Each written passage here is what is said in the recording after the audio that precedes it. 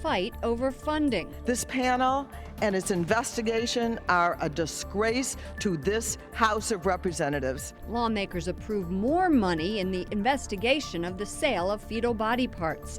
Representative Andy Harris tells us why the Justice Department may get involved.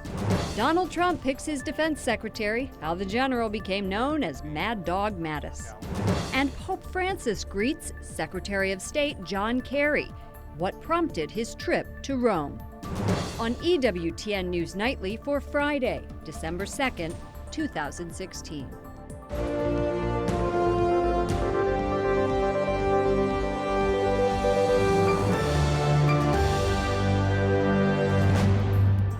Good evening, and thank you for joining us. I'm Lauren Ashburn. A congressional panel recommends charges against one of Planned Parenthood's affiliates. The news comes as the House votes to pump another $800,000 into the investigation, just 1 month before it's set to complete its work. Jason Calvi has been following this story all day. He joins us from the Capitol. Jason. Lauren, fireworks as Democrats fight Republicans about that extra money. It goes to the panel that's investigating Planned Parenthood and fetal tissue donation. This has been a brazenly partisan and ideological witch hunt, and it should have been shut down months ago.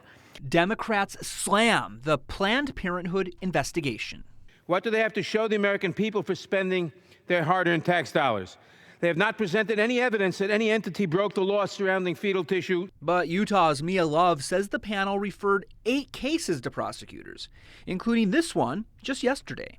Recently, the panel learned that Planned Parenthood of Gulf Coast violated both Texas and U.S. law when it sold baby body parts to the University of Texas. The top Democrat on the panel shot back.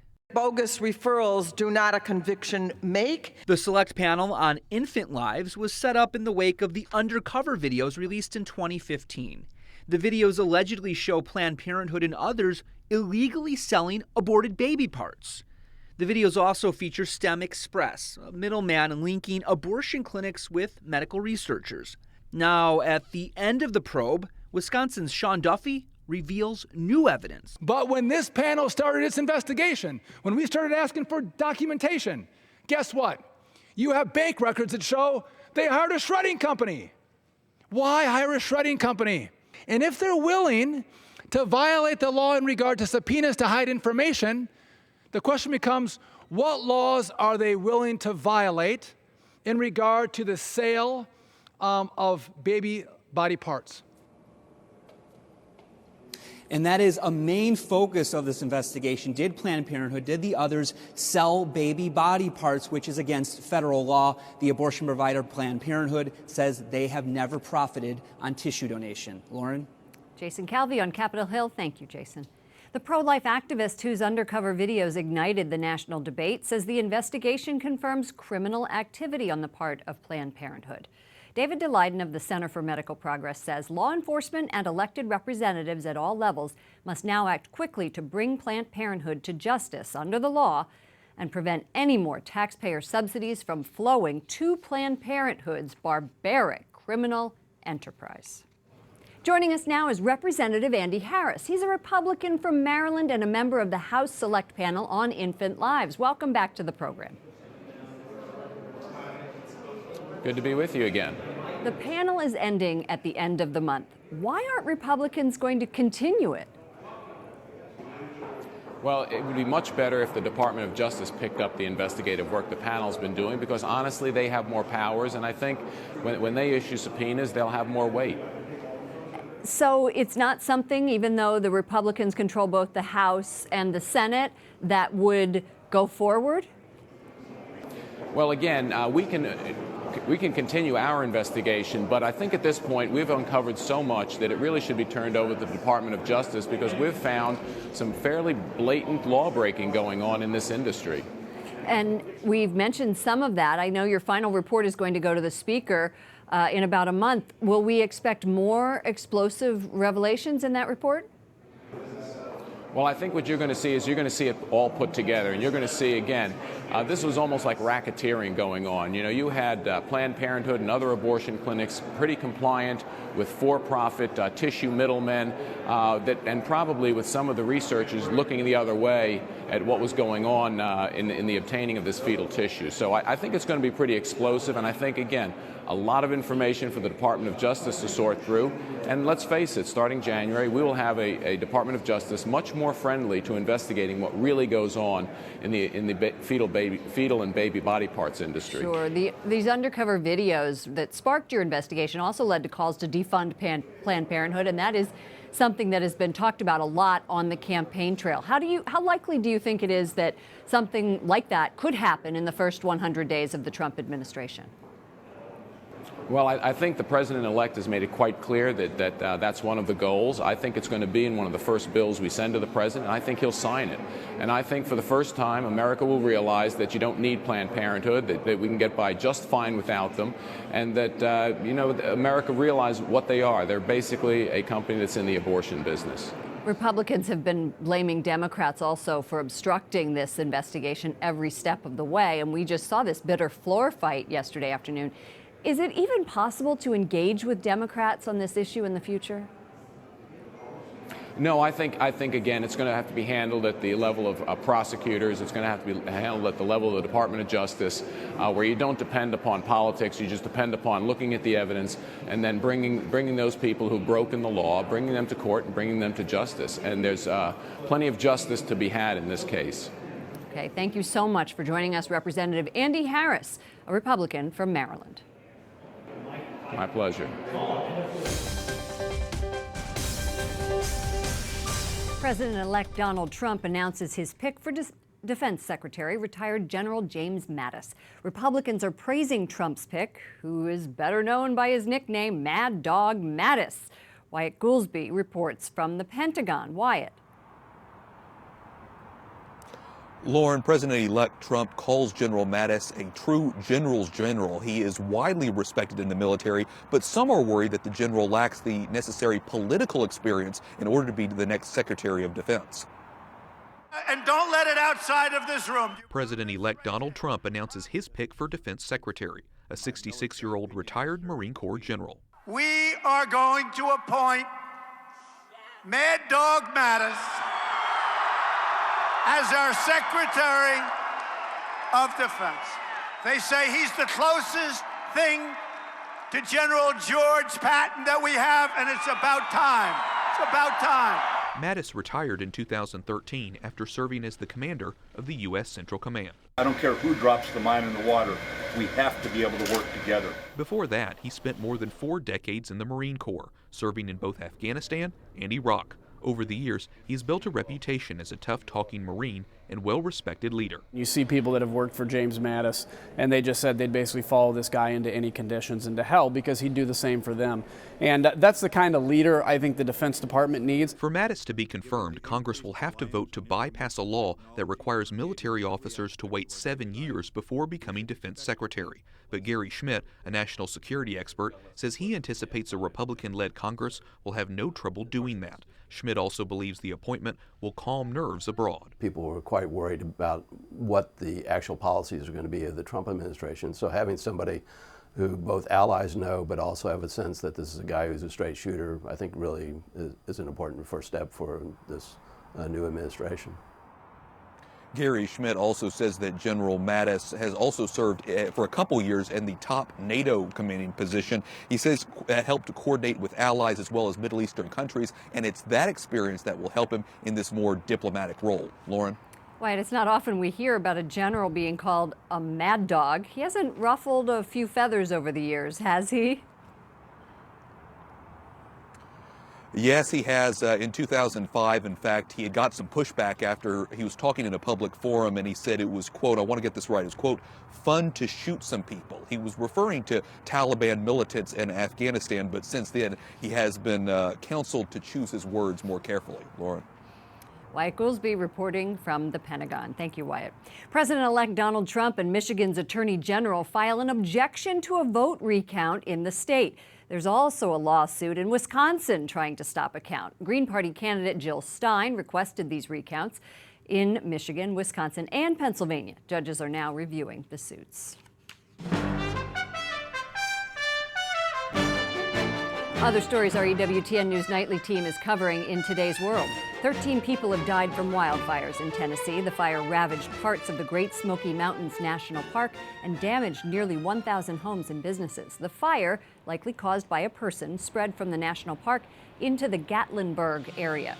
Hurricane-force winds toppled trees and power lines, and now Dolly Parton, who was raised in the area, is donating $1,000 a month to Tennessee residents who lost their homes in the deadly fires. President Barack Obama calls the next UN secretary an effective leader. He met with him today at the White House. Former UN refugee chief Antonio Guterres says he is committed to working closely with President-elect Donald Trump. Guterres wants a UN that is more cost-effective and open to reform. He succeeds Ban Ki-moon. Guterres is a Catholic with a pro-life record. Secretary of State John Kerry pays a Pope Francis visit at the Vatican. The two men met in the Pope's study and chatted with the help of a translator. No word from the Vatican on what was discussed. Kerry is in Rome to participate in a summit on security. He met the Russian foreign minister and other leaders later today. Italians head to the polls this Sunday to vote on constitutional reforms aimed at reducing the power of their Senate. Buongiorno a tutti.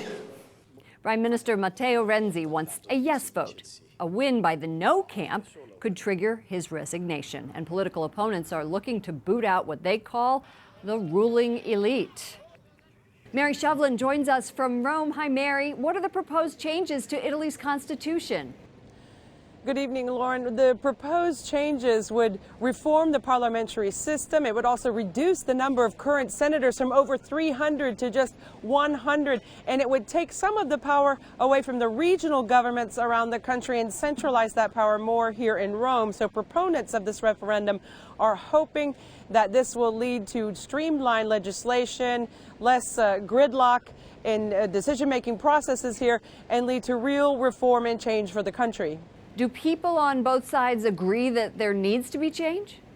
Well, the argument here is a sensitive one. We have to remember that Italy's constitution was drafted just after World War II, so just after the fascist dictatorship of Benito Mussolini. So they're very sensitive to having any more concentration of power that is being proposed, for example, more centralized, less regional. Right now they have a two-camera system, a bicameral legislature, and both cameras have to agree on legislation equally, and if not, it's sent back and it's redebated, revoted on, which really slows things down. And so I think the reforms proposed by Prime Minister Renzi are hoping to end that and get Italy on track to some of the reforms that he has promised them. Mary, 2016 has been a year of great changes because of what people have done at the polls. Britain voted to leave the EU, and Donald Trump unexpectedly beat Hillary Clinton to win the presidency. Are many viewing this as Italy's Brexit moment? Well, there's a rise of populism sweeping through Europe. We have to remember that Britain voted to leave the EU. Then we saw, as you mentioned, the victory of Donald Trump over Hillary Clinton. Europe is still in shock about that. But what it has given Italians is of this sense that their vote matters, that they have a voice when they go to the polls. So many of them are motivated to vote when they haven't been before. So they're all agreed that they would like some change. Whether it's the change offered in this referendum is yet to be seen. We'll have to find out what kind of Italy that we wake up to here on Monday morning after Sunday's vote. Okay, Mary Shovlin, thank you so much for joining us from Rome. Thank you, Lauren. Coming up, a religious sister killed in Africa, how she became the victim of violence. And Cubans line the streets, how the country is preparing for Fidel Castro's funeral.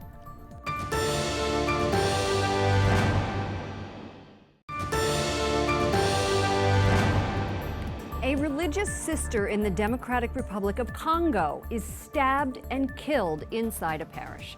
A Vatican news organization says Sister Claro Agano Kahumbu had dedicated her life to teaching young girls to read and write. She was a member of the Franciscan school Sisters of the Christ the King and was headmaster of the school. The local archdiocese says the attacker claimed he wanted to enroll his daughter, but then pulled out a knife and killed the nun.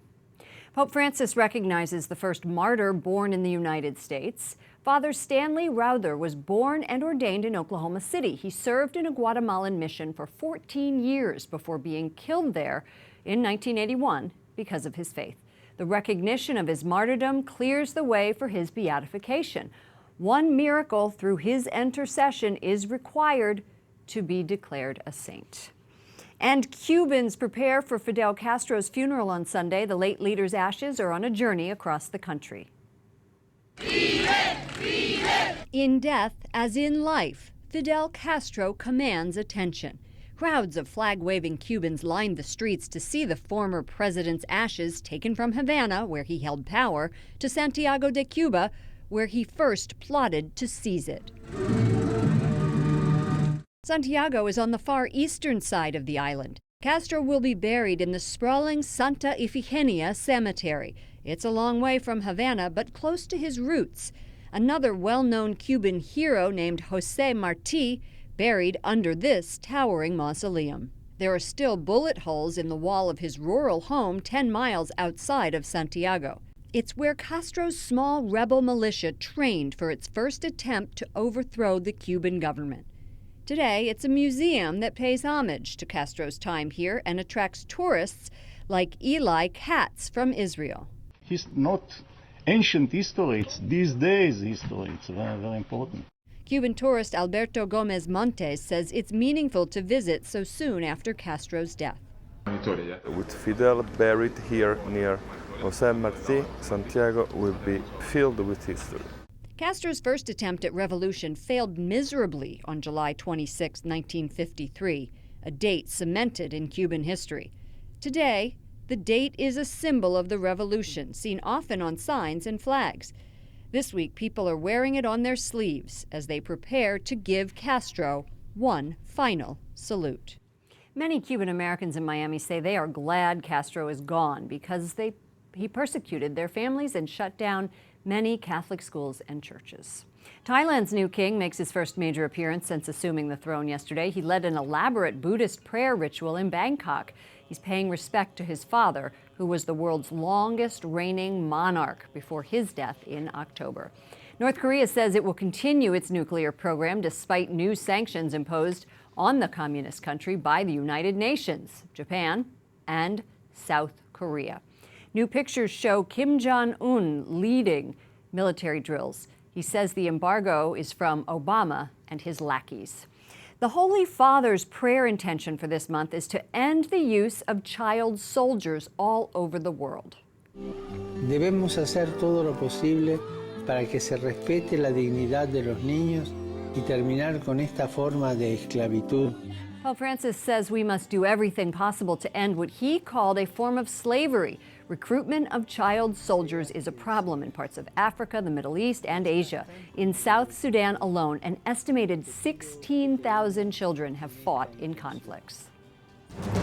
Up next, recruiting politicians, how one group is trying to engage more Americans. An Advent retreat, Pope Francis is preparing for the coming of Christ.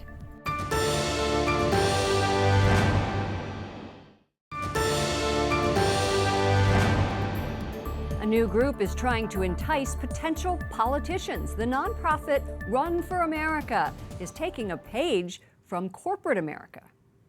Joining me now is David Burstein, CEO and founder of Run for America. It's a bipartisan group committed to recruiting and training the next generation of political leaders. Welcome to the program. Great to be with you, Lauren. You know, you say that there's a lack of talent in politics, and as an industry, politics doesn't seem to really recruit talent well, just like corporations do. What are you doing? Well, you know, we spend $75 billion every single year in the private sector on talent recruitment, retention, and development. And in politics, we spend about exactly zero. There are 47,000 elected offices in the United States, 90% of which are routinely unopposed. We have more elected offices than any country in the world by far. Right, even dog catcher, you know? Exactly, right? And you know, offices a lot of people don't even know that are elected. So what we do is we actually go out like an executive search firm. We go and we find people, some people who are outstanding leaders in their community, entrepreneurs, innovators, people who've never expressed an interest, and we tap them on the shoulder and they say, hey, this is something you might want to think about. Right. Let us help you do this. And then in some cases, we actually work with people who maybe do know that they want to run, but they don't know what to do. It's a totally mystifying process, and we need to increase the competition. You know what? I think that a lot of people don't want to get into it, too, because they look at how Congress is not working together and that the bipartisan bickering is terrible. It's on both sides. That's absolutely right. I mean, people look and they say, you know, why would anyone want to run for office? But what's actually amazing, Lauren, is since the election, we're getting dozens of people every day who are reaching out to us and saying, I want to serve, I want to run, you know, tell me what I need to do. And there's really a groundswell, particularly among people in my generation, the millennial generation, of people who want to serve and want to participate. And the reality is, if you look at the opportunities to make an impact, there's really no better way to affect change today than run for office. And also to ask people who may not have thought about it, who have talents that we haven't seen before. So tell me, what exactly are the qualities that you look for? We look for the things that I think all of us would prize in a great leader: courage, people's authenticity, their integrity, their willingness to take risks, not being afraid to fail, a record of actually working with people to mobilize people and resources to solve a problem, their ability to think at a systems level. You know, these are the kind of things that we should be looking for in our elected officials, as opposed to, you know, how extreme can their ideology be? Right. If you put people of good character and good skill in positions of power, they can actually get things done. Who funds your organization? Is this, you know, just from the right or from the left? So we're fully bipartisan. We have donors, you know, on both sides of the extreme political spectrum, and we also have people who've never gotten involved in politics before. We have people who've given us, you know, large contributions, and we have people who've given us $25 contributions. It's really part of a movement of people all across the country who are frustrated with the way things are going and realize that they can be part of changing it. Do you think there's room for a third party? You know, I think in a lot of ways, you know, we see part of what we're doing as creating a third space. I'm hesitant to use the word third party, but, you know, there's such a thing as independent Democrats and independent Republicans. A lot of people don't agree with, you know, everything they find in one party's platform. We're trying to create a space for what we call the politically homeless, the 60% of Americans who don't vote and in many cases, you know, don't really affiliate with one party or another. They're the largest group of people in America, and they go totally unserved. David Burstein, CEO and founder of Run for America. Thank you for joining us. Thanks, Lauren. Appreciate it.